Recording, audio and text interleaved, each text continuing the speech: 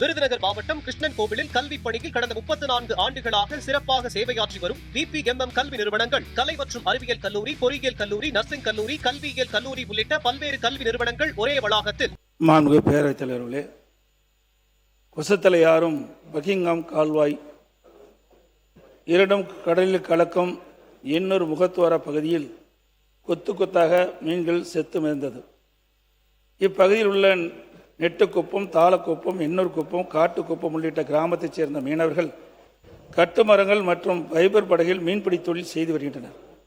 லட்சக்கணக்கான மீன்கள் இக்கடற்பகுதியில் செத்து மிதப்பதால் இப்பகுதியில் வசித்து வரும் மீனவர்களின் வாழ்வாதாரம் கடுமையாக பாதிக்கப்பட்டுள்ளது.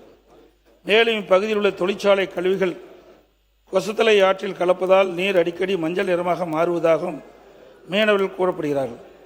இது குறித்து மாசு கட்டுப்பாட்டு வாரியத்தின் அதிகாரிகள் முறையாக ஆய்வு மேற்கொள்ள வேண்டும் என்று மீனவர்கள் தெரிவிக்கின்றனர்.